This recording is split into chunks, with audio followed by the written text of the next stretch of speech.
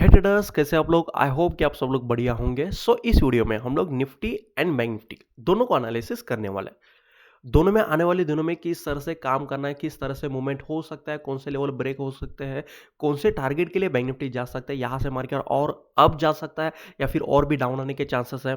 और last 30 minute में ये जो बाइंग हुई है ना, यहाँ पे ये जो पूरा बाइंग हुआ है लास्ट 30 मिनट में, मोर देन 500 पॉइंट्स का यहाँ पे बाइंग हुआ है।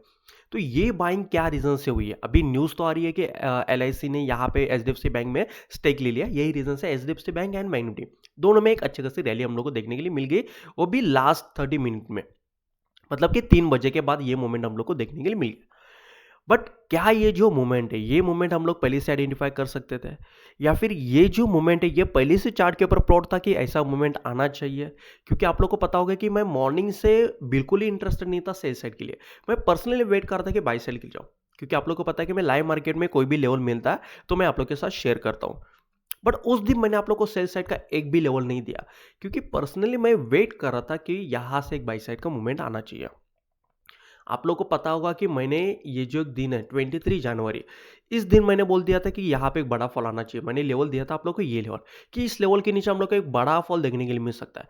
तो उस दिन हम लोग को 1700 पॉइंट, मोर देन तो 1700 पॉइंट का यहाँ पे हम लोग को डाउनफॉल देखने के लिए मिल गया। और उसके बाद अगर देखेंगे, उसके नेक्स्ट डे ही मार्केट ओपन होने से पहले मैंने बोल दिया था कि यहाँ पे हम लोग को एक अच्छी खासी रिकवरी देखने के लिए मिल सकती है। यहाँ पे अगर देखेंगे मोर देन 900 पॉइंट्स की हम लोग को रिकवरी देखने के लिए मिल गई थी। एक सिंगल कैंडल में 400 पॉइंट्स की यहाँ पे रिकवरी दिखाई दी थी। और ये सब चीज़ों के पीछे क्या रीज़न है, ये भी हम लोग डिस्कस करने वाले हैं। तो वीडियो में आप लोग को बहुत ज़्यादा ही लर्निंग मिलने वाली है, तो वीडियो को बिल्कुल ही मिस मत कीजिए, वीडियो को एंड तक देखिए। चैनल पर नहीं हो तो चैनल को सब्सक्राइब कीजिए, वीडियो को लाइक कीजिए, अपने दोस्तों के साथ वीडियो को शेयर कीजिए। चलो वीडियो में आगे बढ़ते हैं। फर्स्ट बात करते हैं, ये जो एक मोमेंट आया ये क्यों आया। फर्स्ट लास्ट 30 मिनट में ये मोमेंट क्यों आया और ये प्रेडिक्टेबल था कि नहीं था। उससे पहले हम लोग जाते हैं डेली टाइम फ्रेम के ऊपर। डेली टाइम फ्रेम के ऊपर आने के बाद हम लोग को यहां पे दिखाई दे रहा है ये डिमांड एरिया। इस डिमांड एरिया में जब प्राइस एंटर हुई थी, गैप डाउन इस डिमांड जोन में हुई थी। यही रीजन से मैंने बोल दिया था कि यहां से हम लोग को शार्प रिकवरी देखने के लिए मिल सकती है और क्विक रिकवरी देखने के लिए मिल सकती है। मोर देन 900 पॉइंट्स की यहाँ पे हम लोग को रिकवरी दिखाई दी। तो प्राइस अभी फिलहाल इस डिमांड जोन में, जहां पे बिग प्लेयर्स के बहुत ही ज्यादा पेंडिंग ऑर्डर्स पड़े।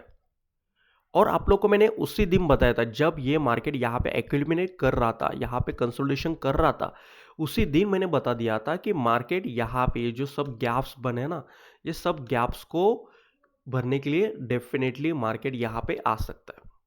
और इस डिमांड जोन तक तो डेफिनेटली आ सकता है।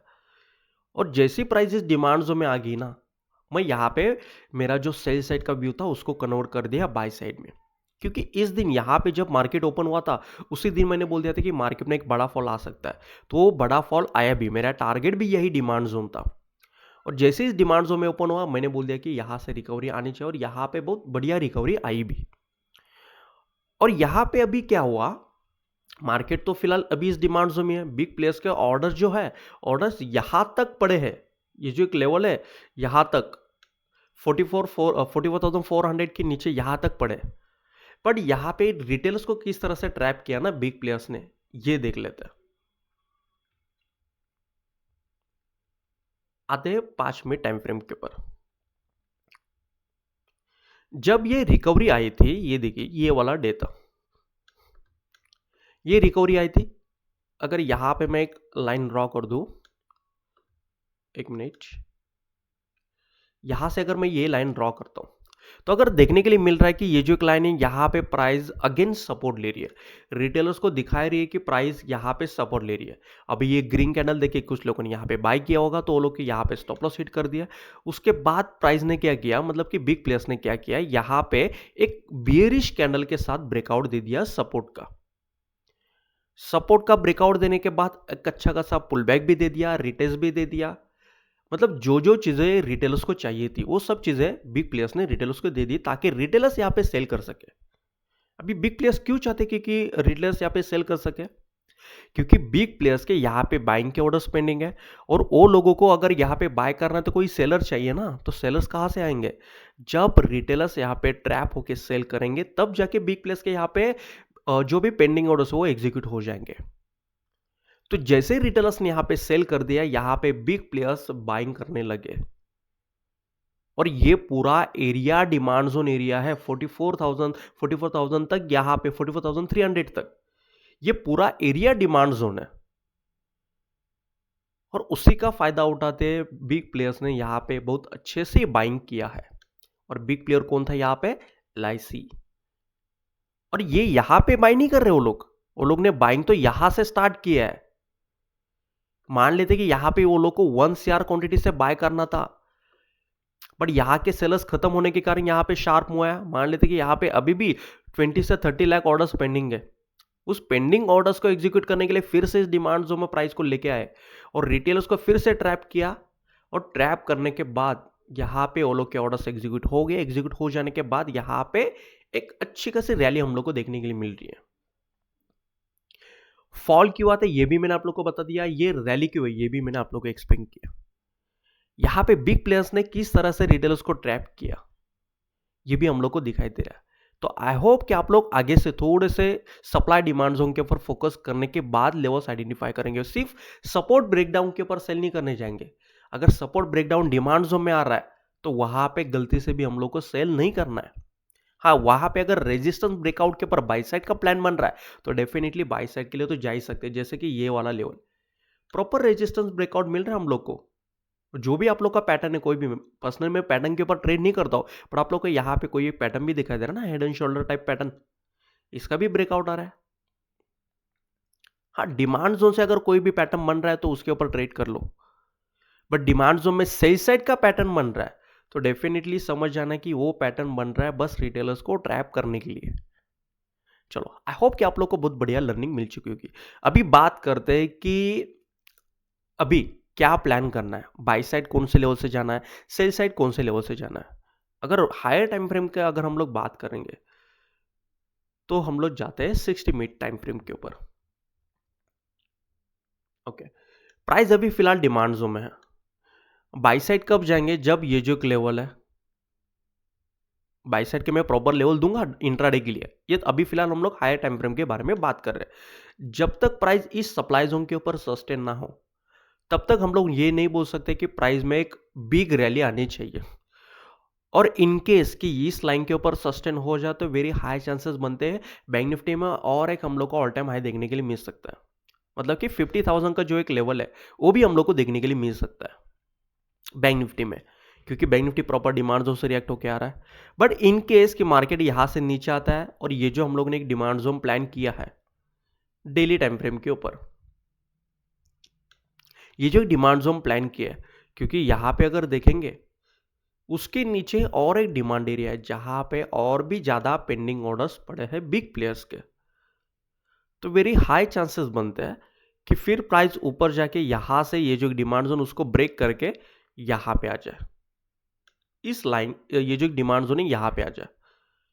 बट प्राइस अगर इस लेवल के नीचे अगर सस्टेन हो तो यहां से हम लोग को और एक रैली देखने के लिए मिल सकती है, कि जितना सेल अप करना था बिग प्लेयर्स को उतना सेल करके हो चुका है। बॉटम के लेवल के ऊपर बाय करना था वो सब बाय करके हो चुका है। क्योंकि ये फॉल क्यों है? क्योंकि बिग प्लेयर्स को एक अच्छे खासे लेवल के ऊपर बाय करना था। और एचडीएफसी बैंक का मैं एचडीएफसी बैंक का जो चार्ट है वो भी मैं आप लोग को एक्सप्लेन करता हूं कि एचडीएफसी बैंक में जो फॉल आया, क्या ये फॉल पहले से प्रेडिक्टेबल था? ये भी मैं आप लोग को एक्सप्लेन करता हूं। एचडीएफसी बैंक, देखिए ये फॉल कब से स्टार्ट हुआ है। अगर न्यूज की बात करें तो न्यूज आई थी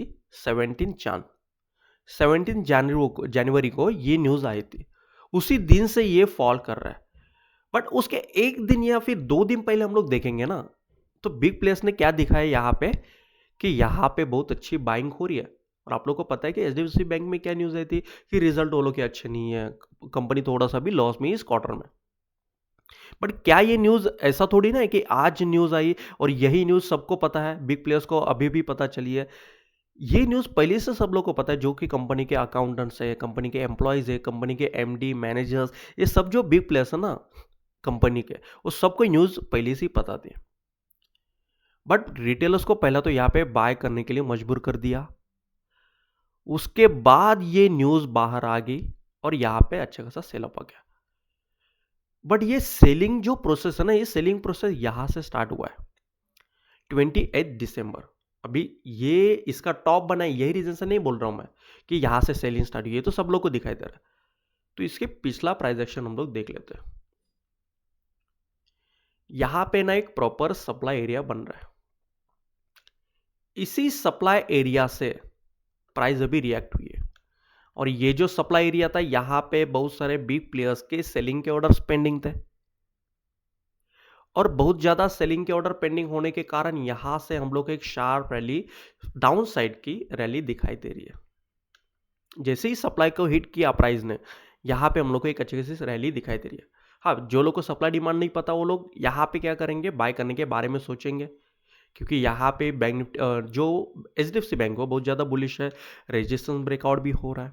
बट जो सप्लाई डिमांड जोन ट्रेडर वो एटलीस्ट सप्लाई ब्रेकआउट के ऊपर बाय करेंगे, भले यहाँ पे सेल नहीं करेंगे बट बाय तो भी एटलीस्ट नहीं करेंगे। बट जैसे ही सप्लाई जोन को प्राइस ने हिट किया, यहाँ से एक बढ़िया हम लोग को फॉल दिखाई दिया। हाँ, बाकी सेल साइड का मूवमेंट कब आया, जब सप्लाई जोन को हिट किया तब आया। बट ये न्यूज कब आ रही है, पूरा सेल हो जाने के बाद, जब बिग प्लेयर्स ने सेल कर दिया, सेलिंग पोजीशन हो जाने के बाद यहां पे एक अच्छा खासा सेलिंग प्रेशर हम लोग को दिखाई दे रहा है। और HDFC बैंक के बारे में अगर बात करेंगे तो HDFC बैंक भी अभी फिलहाल एक अच्छे खासे डिमांड जोन से रिएक्ट होकर आ रही है। और ये डिमांड जोन भी ऑलरेडी मैंने आप लोग के साथ डिस्कस किया था। ये देखिए, ये वाला डिमांड जोन इस डिमांड जोन से रिएक्ट होकर आ रही है और ये इतना पावरफुल डिमांड जोन है कि इस डिमांड जोन से अभी फिलहाल अगर HDFC बैंक रिएक्ट हो रही है तो फिर हम लोग को आने वाले दिनों में HDFC बैंक में ऑल टाइम हाई दिखाई दे सकता है। बट जबकि HDFC बैंक में अभी इतना शार्प फॉल आया तो थोड़ा बहुत यहाँ पे एक्यूमुलेट कर सकता है। बट जैसे कि आप लोग को पता है कि अभी बजट आने वाला है, तो बजट वाले दिन आप लोग को पता है कि जो मूवमेंट होता है वो अनप्रेडिक्टेबल होता है, कितना भी मूवमेंट आ सकता है, चाहे वो डाउन साइड का हो या फिर अप साइड का हो। हाँ, ये डिमांड जोन अगर ब्रेक हो जाए तो फिर हम लोग के पास नीचे और एक डिमांड जोन है, बहुत सारे डिमांड जोन है नीचे। बट ये डिमांड जोन बहुत ज़्यादा पावरफुल है, हाई चांसेस बनते हैं कि यहाँ से रिवर्सल हो जाए। मंडे वाले दिन अगर हम लोग को और भी पॉजिटिविटी दिखाई देती है HDFC बैंक में, तो फिर यहाँ से और भी अच्छी बाइंग हो सकती है। देखते हैं अभी मंडे वाले दिन क्या होता है। मंडे वाले दिन लाइव मार्केट में मैं आप लोग के साथ लेवल शेयर डेफिनेटली करूंगा। फिर से आते हैं बैंक निफ्टी के ऊपर। बैंक निफ्टी के ऊपर अभी फिलहाल मैं आप लोग को डायरेक्टली लेवल ही दे देता हूँ, कौन से लेवल से आप लोग को बाई साइड या फिर सेल साइड के लिए जाना है। अभी फिलहाल बाई साइड के बारे में प्लान करूंगा। सेल साइड के लिए जो भी लेवल बनेगा वो मैं आप लोग को लाइव मार्केट में शेयर कर दूंगा, क्योंकि थोड़े से चांसेस बनते हैं कि यहाँ पे अपसाइड का मूवमेंट हो जाए। तो बाई साइड के जो भी लेवल्स है वो ऑलरेडी मैंने ड्रॉ करके रखे हैं। इनकेस की मार्केट अगर फ्लैट ओपनिंग देता है या फिर गैप डाउन ओपनिंग देता है, दोनों में से एक, तो फिर ये जो एक लेवल है 45,071, इस लेवल के ऊपर एक बार सस्टेन हो जाए तो फिर हम लोग यहाँ पे 200 पॉइंट्स का मतलब कि 45,281, इस टारगेट के लिए हम लोग जा सकते हैं। ये टारगेट हम लोग को देखने के लिए मिल सकता है। फिर इस जोन के अंदर हम लोग को कुछ भी नहीं करना है। सेकंड जो बाई साइड का लेवल है वो है 45,246, इस लेवल के ऊपर अगर सस्टेन होते हैं तो फिर हम लोग यहाँ से बाई साइड के लिए जाएंगे और टारगेट रहेगा हम लोग का 45,661। अभी सस्टेन होने का मतलब ये होता है कि 5 में 3 में की कैंडल क्लोजिंग मिलना, ये भी आप लोग को याद रखना है। चार्ट के ऊपर आप लोग को ये सब लेवल्स ड्रॉ करके रखना है। ऑरेंज लाइन है टारगेट लाइन, ग्रीन लाइन है बाई लाइन। ग्रीन लाइन के ऊपर 5 में 3 में की कैंडल क्लोजिंग मिलती है तो ऑरेंज लाइन तक टारगेट हम लोग को रखना है, राइट। तो ये सब लेवल्स आप लोग को अपने चार्ट के ऊपर ड्रॉ करके रखना है। थर्ड जो लेवल है वो है 45,751, इस लेवल के ऊपर सस्टेन हो तो फिर हम लोग टारगेट देखने के लिए मिल सकता है 45,976। उसके बाद ये जो लेवल है 46,067, इस लेवल के ऊपर एक बार सस्टेन हो जाए तो फिर हम लोग को यहाँ पे एक हायर टाइम फ्रेम के ऊपर रिवर्सल देखने के लिए मिल सकता है। हायर टाइम फ्रेम के ऊपर मतलब कि यहाँ से बैंक निफ्टी में एक हायर टाइम फ्रेम का रिवर्सल, मतलब कि यहाँ पे एक ऑल टाइम हाई हम लोग को देखने के लिए मिल सकता है अगर 46,066 इस लेवल के ऊपर एक बार हम लोग को सस्टेन अगर बैंक निफ्टी यहाँ पे हो जाती है तो ये लेवल बहुत ज़्यादा इंपॉर्टेंट है। बाकी इस लेवल के ऊपर हम लोग को छोटे छोटे मतलब कि 200-300 पॉइंट्स के टारगेट लेके निकल जाना है। बट इस लेवल के ऊपर सस्टेन हो तो यहाँ पे हम लोग बड़े बड़े टारगेट्स ले सकते हैं। तो इस लेवल के ऊपर सस्टेन हो तो यहाँ से हम लोग को बस ट्रेल करते रहना है, जितना बड़ा टारगेट मिले उतना टारगेट लेके हम लोग को निकल जाना है। तो फिर इस लेवल के ऊपर हम लोग का जो व्यू रहेगा डेफिनेटली बाई साइड का ही व्यू रहेगा। बाकी ये जो मैंने जोन्स बनाए ना ग्रीन और ऑरेंज के, ये सब सप्लाईज है, यहाँ से भी रिवर्सल आने के चांसेस है। तो इसके अलावा बाई साइड के अलावा कोई भी सेल साइड के लेवल्स बनते हैं ना, तो लाइव मार्केट में मैं वीडियो बना के डेफिनेटली अपलोड कर दूंगा। जो भी शॉर्ट वीडियो होता है और डेली के डेली मैं लाइव मार्केट में शो करता हूँ, तो वो सब वीडियो आप लोग को डेफिनेटली मिलने वाले हैं। इसके अलावा अगर कोई व्यू बनता है तो ओके। बात करते हैं निफ्टी के बारे में। निफ्टी अभी बैंक निफ्टी में देखा कि बैंक निफ्टी प्रॉपर डेली की डिमांड जोन में है, बट निफ्टी अपनी डिमांड से थोड़ा सा दूर है। यही एक थोड़ा सा प्रॉब्लमेटिक है कि बैंक निफ्टी में जैसे बोला कि आप लोग को जो डेली का डिमांड जोन है, ये वाला डेली का डिमांड जोन हो सकता है कि बैंक निफ्टी इस वाले डिमांड जोन में आ जाए। उसका रीजन ये है निफ्टी कि निफ्टी अभी डिमांड जोन में नहीं है। दोनों अगर साथ में डिमांड जोन में होते हैं ना, तो फिर हम लोग यहाँ पे डैम श्योर होते कि यहाँ से एक अच्छा खासा रिवर्सल आना चाहिए। हाँ, बट अभी जो प्राइस एक्शन बन रहा है उसके हिसाब से तो लग ही रहा है कि यहाँ पे एक अच्छा खासा रिवर्सल आना चाहिए। बट प्रॉब्लम है निफ्टी में चांसेस बनते कि निफ्टी इस डिमांड जोन में आ जाए, बट तब तक बैंक निफ्टी भी अपनी इस डिमांड जोन में आने के चांसेस है। तो निफ्टी अगर ये जो एक लेवल है 20,472 इस लेवल के ऊपर सस्टेन हो, तो फिर ये बाई साइड के लिए प्रॉपरली रेडी है। बट इस लेवल के नीचे, जब तक इस लेवल के नीचे, तब तक हम लोग को बाई साइड के लिए जाना ही नहीं है। हो सकता है कि निफ्टी इस डिमांड जोन में आ जाए फिर रिवर्सल ले ले, तो तब तक हम लोग को बाई साइड का प्लान करना ही नहीं है। जब तक ये जो लेवल है इस लेवल के ऊपर सस्टेन ना हो, तब तक हम लोग को बाई साइड का प्लान नहीं करना है। इस लेवल के ऊपर एक बार सस्टेन हो जाए तो सिर्फ हम लोग को हर स्विंग हाई के ऊपर बाई साइड के लिए जाना है। आई होप कि आप लोग को निफ्टी की एनालिसिस क्लियर हो चुकी है कि बाकी इसमें प्रॉपर ऐसे कुछ लेवल्स नहीं है।